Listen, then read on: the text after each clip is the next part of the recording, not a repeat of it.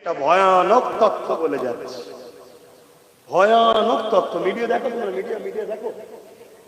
1997 এর আগে যারা জন্ম হয়েছে, 1987 আগে যারা জন্ম হয়েছে, তাদের ভোটার কার্ড থেকে নাম বাদ যাচ্ছে। শুনছেন?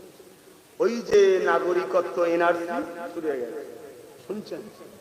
আমার রাজ্যের নির্বাচন কমিশনার এই কাজটাকে আমার রাজ্য সরকারও সাপোর্ট করেছে, শুনছেন? তাহলে 1987 আগে যারা জন্ম হয়েছে তাদের নাম ভোটার কার্ড থেকে বাদ দেওয়ার কাজ শুরু হয়েছে। এই একদিনেতে সবাইকে বাদ দেবে না।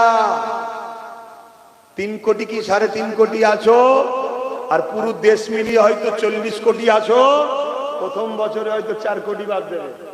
কিছু বুঝতে পারবে? যার বাদ গেছে সে চুরি করে, বাকিরা বলবে আমার বাদ যায় না, আমি কেন টেনশন নেব। তারপরে আবার 4 কোটি, কমছি না বাড়ছি? একটা দিন ওই 1000 টাকার ব্যাংক নোটের মতো আমাদের দশা হবে। শুনছেন? কারো কাছে আছে নাকি 1000 টাকার নোট? যদি কারো কাছে থাকে চলবে। এখন যদি মসজিদে চাঁদা তোলা হয়, ও যদি বলে 1 লাখ টাকা, ভাই তকবীর তো খুব হবে নাকি?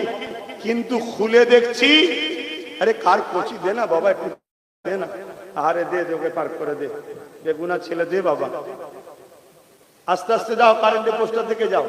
এই শোনেন এদিকে, 1 লাখ টাকা কেউ যদি দেয় তকবীর হবে। আর খুলে দেখছি সেই বাতিল হওয়া, ব্যান্ড হওয়া 1000 টাকার নোট কেউ নেবে? ওর থেকে বলবে তুই 500 টাকা দে, 1 লাখ দিতে হবে না, তাই তো নাকি? এতদিন ধরে তোমাদেরকে বুঝাচ্ছি যে নিজেদের ক্ষমতা তৈরি করো, নিজেদের পাওয়ার তৈরি করো, বুঝছো না? অলরেডি এনআরসি চালু হয়েছে, বাদ দেওয়া শুরু হচ্ছে। একটা দিন তুমি এসে বলবে যে ভাই ভুল ভেঙেছে, এবার চলো, কিন্তু তখন তুই বাতিল নোট, মানে তোমার ভোট দিবার অধিকার শেষ, আর কিন্তু কাজ হবে না। তাই সতর্ক করে দিয়ে গেলাম, আমাদের ধর্মের যে দুশ্মন সে আমাদের প্রকাশ্য দুশ্মন, ঠিক না বেটি? কেন্দ্র সরকার আমাদের প্রকাশ্য দুশ্মন। আল্লাহ নবী বললেন প্রকাশ্য দুশ্মনের থেকে ছদ্মবেশী দুশ্মন বেশি ভয়ানক। কে বলছে? রাসূল। তাহলে আজকে বিজেপির ক্ষমতা ছিল বাড়ি বাড়ি প্রসাদ পৌঁছাবার। জোরে বলো। দেখুন বন্ধু সেজে কি করছে, কাফের বানাচ্ছে। আচ্ছা, এই নিয়ে কোন আলেম ওলামা পীর পীরজাদা কথা বলছে? কেন বলছেন না? এত বড় একটা মুসলমানদের ঘরে কাফের বানাবার চক্রান্ত চলছে, এলিও যদি কথা না বলে তার কথা বলবে কবে? না, এরা চটিকে নারাজ করতে চাইছে না, চটি নারাজ করতে চাইছে না। তাহলে বলুন, আমি চুপ করে যাব? আপনারা আমার সাথে আছেন? লড়াই বিশাল জোর হবে, রাজি আছেন তো নাকি? গ্রাম থেকে শুরু করেন, গ্রাম থেকে শুরু করেন। এখনো যদি কোনো মুসলমান এই মসজিদ, মাদ্রাসা, দ্বীনের, ইসলামের দুশ্মনদের সাথ দেয়, তাহলে সেই গাদ্দারকে প্রথমে বুঝান, ভাই পরিবর্তন হয়। আজ এই পরিবর্তন না হয়, তাহলে তুই জাহান্নামের কুকুর হচ্ছিস, ভোগে যা। একবার আমাদের বিষয়ে চু চা শব্দ করবি না, যদি করিস ইসলামের দুশ্মনের সঙ্গে যে ব্যবহার করতে হয় সেই ব্যবহার করবো, ঠিক না বেঠিক? দ্বিতীয় নম্বর কথা, আগামী দিন এই ওয়াকফকে বাঁচাতে, কেন্দ্র সরকারের কালা কানুনের বিরুদ্ধে, সংবিধানকে বাঁচাতে, মানুষের অধিকার রক্ষা করার স্বার্থে আমি আব্বাস সিদ্দিকী যদি ব্রিগেডে ডাকি, নিজেদের গাড়ির পয়সা খরচ করে যারা যেতে পারবেন তারা হাত তুলে সাক্ষী দেন। লম্বা করে হাত তুলুন। হাত সত্য তো? হাত সত্য তো? হাত সত্য তো? হাত নামান। কেন আমি ব্রিগেডে চাই? অনেকে বলছে নাকি ব্রিগেড হয়নি, পরে কেন করেনি, কি ব্যাপার না ব্যাপার, অত আমি ডিপে যাচ্ছি না। কিন্তু ব্রিগেড করার অধিকার মুসলমানদের আছে না না? যদি বিজেপি করতে পারে, বাম কংগ্রেস করতে পারে, টিএমসি করতে পারে, লক্ষ কণ্ঠে হিন্দু ভাইয়েরা গীতা করছে, তাদেরও হক আছে করতে পারে, আমরা কেন করতে পারবো না? অতএব আমরা সেই ব্রিগেডে যাব, আমার লক্ষ্য আল্লাহর কাছে আসা 25 থেকে 30 লক্ষ মানুষের একটা সমাগম করব ইনশাআল্লাহ। আপনারা যে হাতগুলো তুলেছিলেন ধোঁকা নয় তো, বিক্রি হওয়া হাত নয় তো, মৃত্যু আছে না নাই? আল্লাহ সব দেখছে না দেখেনি? এতদিন লড়াই ছিল রুজি রুটি চাকরি কারবারের, এই রুজি রুটি চাকরি কারবারের পাশাপাশি আজ লড়াই হলো আমাদের ধর্মীয় সম্পদ, ওয়াকাফ, মসজিদ, মাদ্রাসা, কবরস্থান, ঈদগাহ, খানকাকে বাঁচানো। মা গাফিল থাকেন, আল্লাহ লানত আসবে আমাদের উপরে। এতে কোন ধর্মগুরু সারা দিচ্ছে না দিচ্ছে দেখার দরকার নয়, কোন মুফতি মৌলানা ইমাম সারা দিচ্ছে দেখার দরকার নয়। তবে যে সারা দেবে তাকে আমরা কাঁধে করে চলবো, যে সারা দেবে তাকে আমরা ইস্তেকবাল জানাবো। আর প্রকাশ্য ভাবে আমরা ঘোষণা একটাই করব, আমরা লাল বুঝি না, নীল বুঝি না, সবুজ বুঝি না, ব্লু বুঝি না, কোন দল বুঝি না। ওয়াকাফের জন্য যে আমাদেরকে ভাগীদারির রাজনীতি সাথ দেবে, বাকি জায়গায় আমরা তার জন্য লড়বো, ঠিক না বেঠি? ওয়াকাফের পক্ষে যে আমরা তাদের সাথে, ঠিক না বেঠি? জোরে বলুন, ওয়াকাফের সঙ্গে যে আমরা তাদের সাথে, ঠিক না বেঠি? ওই মুখে বলবে আমার উপরে ভরসা করো, আমি হতে দেব না, তোমার উপরে ভরসা করে এখন এনআরসি হওয়া শুরু হয়ে গেছে। শুনছেন তো নাকি? তোমার উপরে ভরসা করেছিলাম, 1 মাসের মধ্যে আনিস খান বিচার পাবে, পেল না। উপরন্ত 9 বছরের ফুটফুটে তামান্নাকে তোমরাই বোম মেরে মেরেছো, ঠিক না বেঠি? অতএব তোমার উপরে ভরসা আর করা যাবে না। তুমি বলেছিলে 10,000 মাদ্রাসা করব, 10,000 মাদ্রাসা তো করনি, 32টা মাদ্রাসাকে বন্ধ করে দিলে। ফুরফুরা শরীফের মতো দাদা হুজুরের তৈরি করা 14টা শিক্ষক নেই, সীতাপুরেতে 11টা শিক্ষক নেই, টোটাল বাংলায় 1000 শিক্ষার পদ খালি। যদি চাকরি করত 10,000 মুসলিম চাকরি, আরো কষ্ট হচ্ছে। বলুন, এই যা কথা বললাম আমার দুশ্মন বাড়লো না কমলো? আচ্ছা, এটা বাদ দিয়ে যদি জলসা করতাম দুশ্মন কমতো না বাড়তো? কমতো। দাওয়াত বাড়তো না কমতো? দুশ্মনও দাওয়াত করতো, বন্ধুও দাওয়াত করতো। আর আমি দেখেছি তো, এই ছেলেরা আমাকে দাওয়াত করতে যায়, যে আবার বলে অমুককে দাওয়াত করবো। কাকে করবি রে? অমুককে। একটা দালালের কথা বলে করবো, জানার পরেও বলে করবো, এটাই তো বলে। তাহলে আমিও যদি দালালি করে আমার দাওয়াত করবে না, করবে না? কথা বলে। তাহলে এত রিস্ক নিচ্ছি কেন? মরণ একদিন হবে, আল্লাহর কাছে জবাব দিতে হবে। শুনছ, ডিউটি ছিল সত্যকে জানানো, জানিয়ে দিলাম, বাকিটা তোমাদের ইচ্ছা, কি করবে না করবে। কিন্তু ব্রিকেটে যাবার প্রয়োজন আছে না নাই? কোথায় এটা? হ্যাঁ, এই বাকুলে হবে দুসরা 6 জুলাই।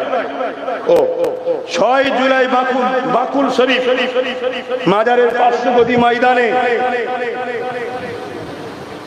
ওয়াকাফ কালাকানুনের প্রতিবাদে 6 জুলাই বিকাল বেলা থেকে প্রোগ্রাম হবে। আমি আসছি, আপনারা যাবেন না? কথা বলুন, যাবেন না? কবে বললাম? 6 জুলাই। হাত তুলে বলুন যাবেন। বেশি দূর তো নয়, যাওয়া দরকার আছে না নাই? আপনারা সবাই যাবেন, আশপাশ থেকে আরো লোক আসবে। মাথা যত বাড়বে, আন্দোলনের তাপ যত বাড়বে, তত দিল্লিতে প্রভাব পড়বে। আর পশ্চিম বাংলা হলো ভারতবর্ষের কোহিনূর। পশ্চিম বাংলায় আন্দোলন বাড়লে দিল্লি থরথর করে কাঁপে। কেন? পশ্চিম বাংলার ভৌগোলিক পরিস্থিতি আলাদা। বুঝছেন না? অতএব এখানে আন্দোলন বাড়লে দিল্লি ভয় খাবে। আন্দোলন বাড়ানো দরকার আছে না নাই? আর আন্দোলনে কি দরকার? মাথা বাড়ানো দরকার।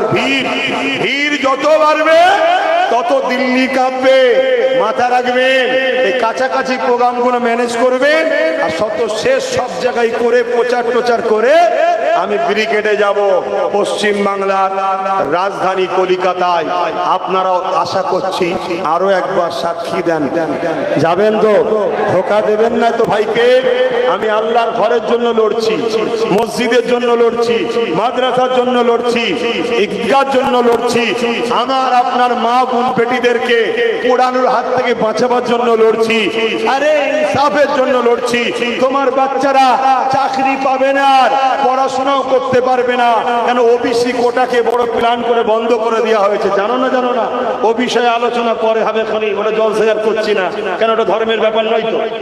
ধর্মের ব্যাপার কোনো এখানে করেছি, অসুবিধা হলো তো সেই জায়গায়। ওটা যে করা যাবে না তা নয়, সব করা যাবে। অন্যায় বিরোধী করার নাম ইসলাম, কথা মাথায় ঢুকলো। কিন্তু তারপরেও চলো, প্রোগ্রাম যখন হবে তখন ওবিসি নিয়ে আলোচনা হবে। ওই দিন না একটু ওবিসি নিয়ে আলোচনা করবো খনি জনসভায়। আপনারা যাবেন 6 জুলাই, আসর বাস শুরু হবে, আপনারা সকলে যাবেন, কথা বুঝে আসছে।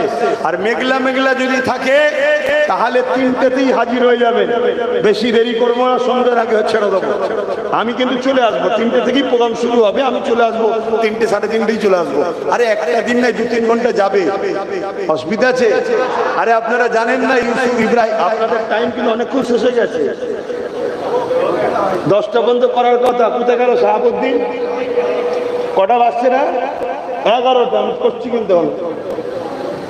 কিন্তু আপনারা অখুশি হচ্ছেন না ভাই, সত্যি বলেন আমি কিছু ভুল করছি? বিশেষ করে নূরপুর গ্রাম আমার দাদুজানকে খুব ভালোবাসেন, আমি কিছু ভুল করছি?